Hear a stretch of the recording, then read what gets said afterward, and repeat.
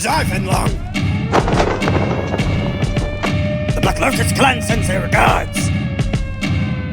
Is this a challenge? It's promise!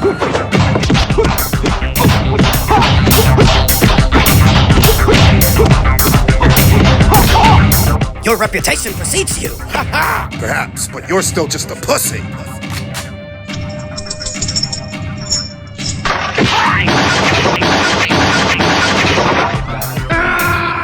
Welcome to the motherfucking lady. We're covering today's top boxing news.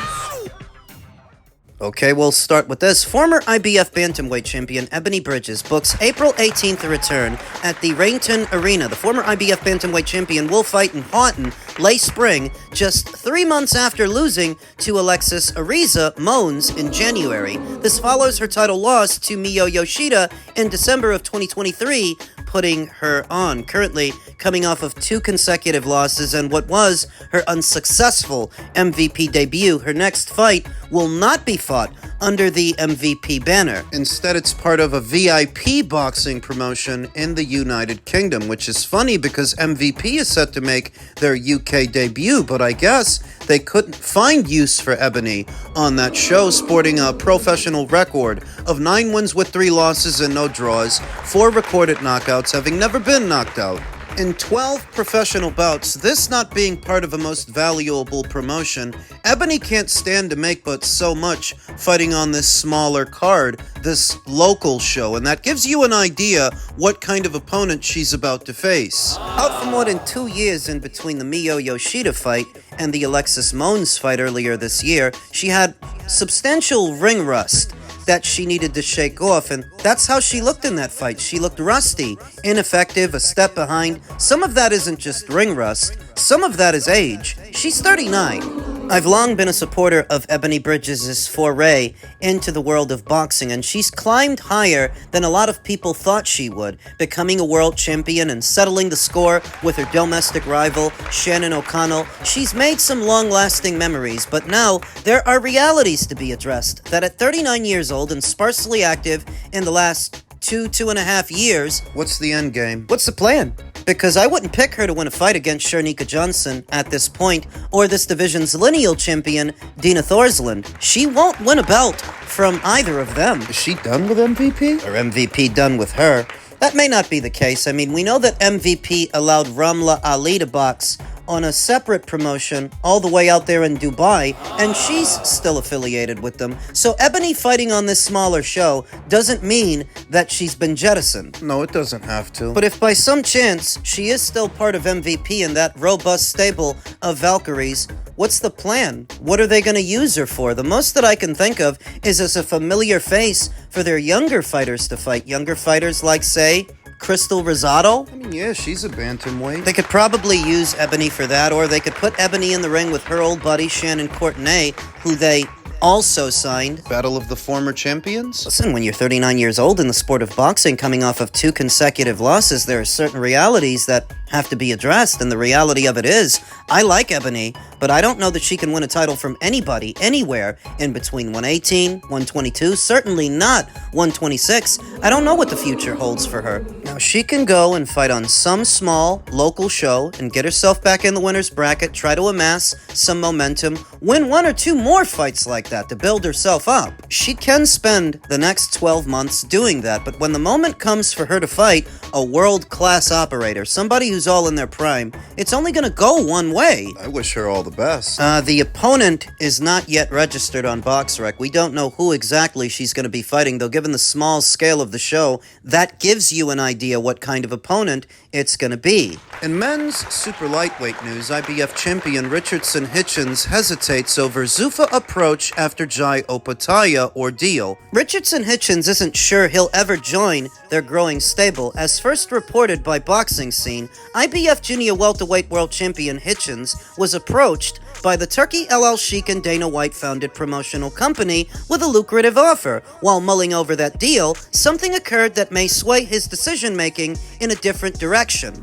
Ring and IBF Cruiserweight champion Jai Opetaia won the inaugural Zuffa Cruiserweight title last weekend, outclassing Brendan Glanton with a wide 12-round decision on his US debut at Las Vegas Meta Apex. However, confusion remains over the 30-year-old standing with the IBF after they reversed their original decision to sanction his fight as a title defense. This meant he would be stripped of his championship status, but after the Aussies' post-fight comments, the sanctioning body are now said to be mulling over their initial stance. Hitchins is said to be uneasy about the situation, aware that following Opetaya's move could see him similarly lose his world title. However, the 28-year-old hasn't dismissed the idea and was seen alongside super middleweight contender Edgar Berlanga with Keith Connolly, who manages both, in Las Vegas for a meeting on Tuesday night. Regardless of his next move, the decade-long pro is facing criticism aplenty. He was scheduled to make his second title defense against Oscar Duarte and the chief support preceding Ryan Garcia's win over Mario Barrios on Ring 6 last month. Having made weight well and passed the sanctioning body's second-day weight check, he withdrew hours pre-fight, citing an illness. Duarte has since demanded their bout be rescheduled or Hitchins vacate the title, while the sanctioning body have since ordered their champion to defend his title against mandatory challenger Lindolfo Delgado. The proud New Yorker has openly discussed the welterweight move, and having struggled with the weight for years previously, it remains to be seen what he will do next. His last appearance was an 8th-round stoppage against former champion George Kambosos last June 14th. And here's the thing. Richardson Hitchins has been targeting guys that are currently at 147, that holding a title at 140 shouldn't be the reason he doesn't sign to Zuffa. Signing to Zuffa may be the only way for Richardson Hitchins to get active again, since he burnt that bridge with Matchroom, who got him to the title. Eddie Hearn recently said he doesn't want to work with Keith Connolly on anything in any capacity, and Keith manages Hitchins. Keith is the one who advised Richardson Hitchins to go into free agency after his Matchroom deal ended, a boneheaded move, so that now signing to Zuffa might be his only option, because the PBC, Golden Boy, they're not gonna pay you what Matchroom was paying you. Top Rank, they're not gonna pay you what Matchroom was paying you. And Richardson Hitchins, unlike Jai Opetaya, he's not on an undisputed run. He's not all that interested in unifying titles with Dalton Smith or Gary Antoine Russell. Wasn't about to do none of that. I was of the opinion he was on the verge of leaving the 140-pound division, so that holding an IBF title there shouldn't be the reason that he doesn't sign to Zuffa. Signing to Zuffa for him might be his only option, where maybe he can become Zuffa's inaugural welterweight champion, whatever that's worth. I don't think he was sick. I don't think he fell ill. I think he realized he was likely going to lose that Oscar Duarte fight, and for losing the fight to defend a title that you're going to end up dropping anyway, you may as well pull out. You think it's a coincidence that he pulled out of that fight, and then it comes out that he's been approached by Zuffa, that he's considering signing to them? Connect the fucking dots. Read in between the lines and other colorful colloquialisms. It's very obvious to me Richardson Hitchins pulled out of that fight because there ain't no sense in defending a title you're gonna drop anyway, not in a fight that you might lose. And now that he's under orders to fight Lindolfo Delgado, yeah, I think he's gonna drop that belt. I don't think he's gonna waste any time on that guy, because who's supposed to pay for that fight? He's a free agent. Lindolfo is co-promoted by Zenfer Promotions south of the border and Top Rank north of the border, and they're not going to break the piggy bank to make that fight between him and Hitchins. So you don't stand to make but so much money holding on to the red belt. I think he's going to drop it. But if he's going to drop it, then why is he having cold feet about signing to Zuffa? It may not be regarding a belt, it might be what fighters he'll have access to, because a part of the reason he wants to move up the welter is because of all the big names that are up there. If he signs to Zuffa, he figures he may not have access to those guys. Doesn't have access to them now. It's not the point. He's worried that signing to Zuffa will impede what big fights he wants to have in the future. Now, I don't think that should be the reason he doesn't sign to Zuffa, because I don't think Ryan or Devin, they're not going to waste no time on him. Rolly? And none of those guys, none of those names were going to give Richardson Hitchins a shot anyway. Whether or not he was with or without Zuffa, it didn't matter. Wasn't going to happen anyway. In my opinion, The smartest thing Keith Connolly could have done for Richardson Hitchins was have him sign an extension with Matchroom, because I don't know here and now that he stands to make the same money at Zuffa that he would have made as a champion on Matchroom. And Matchroom would have likely guided him to another alphabet title. At Zuffa, we could become the inaugural Zuffa welterweight champion, because Zuffa doesn't do the juniors. They don't do the junior and super divisions, but they do have a welterweight division, and that's where Hitchins was planning on going anyway. There, he could theoretically become the inaugural Zuffa welterweight champion. Now, being their champion, does that get you more money than you would have got if you stayed at Matchroom? You ain't kinda been. They ain't gonna kick out $15 million or anything close to that number for a Richardson Hitchins signing, so let's get that shit right out of the way. Beggars can't be choosers. Hitchins isn't gonna find what he was looking for at a top rank, at a PBC, at a Golden Boy. At this point, Zuffa might be the best destination for him, if for no other reason than they can get him active, put some money in his pocket. I wouldn't call this an upgrade from the arrangement that he had with Matchroom, but right now, it seems like it's the only thing on offer, migrating over to Zuffa. That's what Keith Connolly wanted. He wanted to take all his boys away from Matchroom, and it's hard to say they're better off for it. Edgar Berlanga, Richardson Hitchins. Kinda been. You made your bed, now you gotta lie in it. Keith Connolly might manage you and provide you counsel, but ultimately, the final decision is yours. And you already made it. Hitchins may as well sign to Zuffa because he was already irrelevant to everybody relevant at welterweight. At least there, they can get you fighting again. Men's junior middleweight news, former unified welterweight champion Jaron Ennis stated, "I did everything in my power to make this fight happen for the fans. I waited long enough and I stayed quiet through it all. It looks like Vergil, or his team, didn't really want to fight. I came to his fight in his hometown and told him he was next. That was November. It's March, and still nothing. It's time to move on. 2-division champion up next. I told y'all the truth was going to come out sooner or later."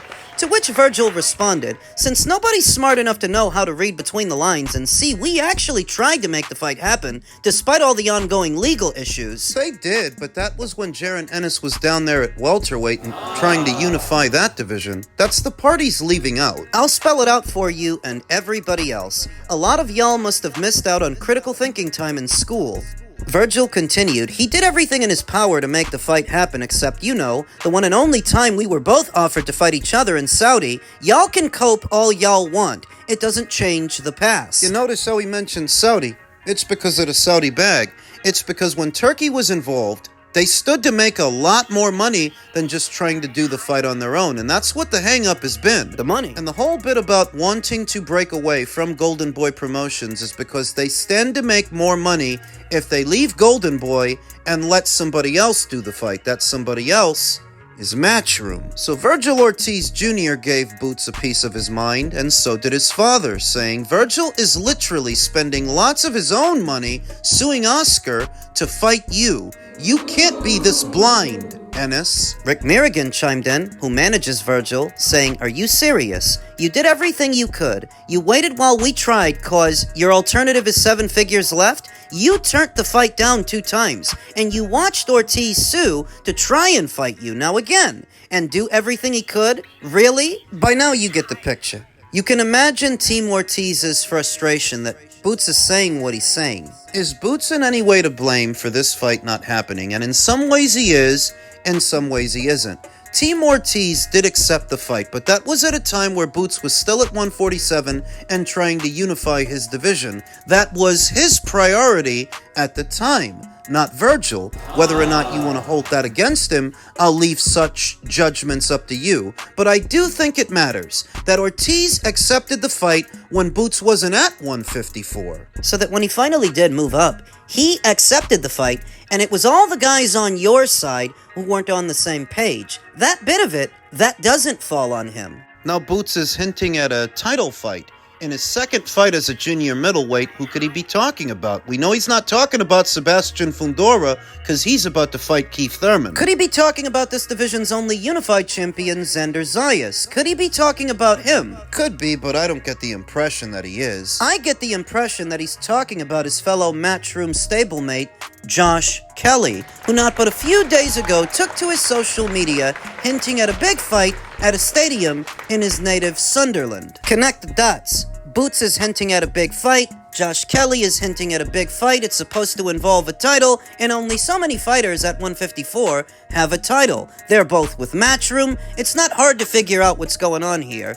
Boots versus Kelly in the UK, in Sunderland, at a stadium. That's what I told you was going to happen. If Boots versus Ortiz is dead in the water, at least momentarily, they're going to make another fight, the best one they can, given that they're still trying to sell us their ultimate tier. They need the best fights they can possibly make to spruce up their schedule. They're going to reallocate resources towards incentivizing Josh Kelly to fight Boots voluntarily, because he doesn't have to. Boots is not his mandatory challenger, he's not owed a shot. Immediately after becoming world champion, he said that he had other fights on his mind, like a Conor Benn fight or a Xander Zayas fight, neither of which are gonna happen, but this fight can. If you pay Josh Kelly enough, if you pay to play, it can happen. Now, Boots versus Kelly stylistically would pit the pure boxer against the boxer puncher, and usually in those matchups, the pure boxer has the advantage. The pure boxer in this scenario is actually Josh Kelly. Josh Kelly, the mover, the jabber, the more cerebral fighter of the two simultaneously. He doesn't have the buzz behind him that Boots has behind him, but he did just slay the bogeyman. He slayed the dragon. And Bakram Murtazaliev, the guy nobody wanted to touch with a 10-foot pole after he annihilated Tim Tszyu. Nobody wanted to sneeze in that guy's direction.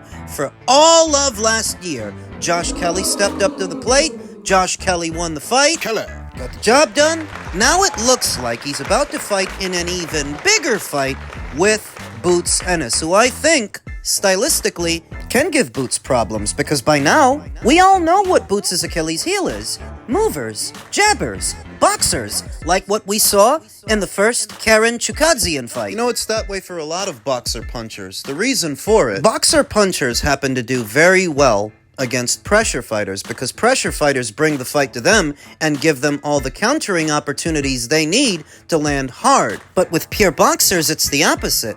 They make you earn every inch and every punch you land. They make you chase them, at times walking you into counters in the process, which can frustrate a good number of boxer punchers, and Boots Ennis is a boxer puncher. Josh Kelly can frustrate him, who proved in his last fight he can deal with a statuesque hard puncher in a Bakram Murtazaliev. Maybe he can deal with a Boots Ennis. It is an intriguing fight. He dealt with one bogeyman in his last fight. He may be about to deal with another one in his next fight. And I think that if DAZN makes it, they're gonna bill it as a pay-per-view. They're not gonna give this one away. Not between what they have to pay Boots Ennis to fight in the UK and what they have to pay Josh Kelly to accept this fight, to fight Boots willingly. It's gonna cost them a lot, and they expect to get the difference from us. Sort of a modern-day Errol Spence Jr. versus Kell Brook, except this time the Brit isn't coming off a loss, he's coming off a win. A big win, the biggest one of his career. You can make of that what you will.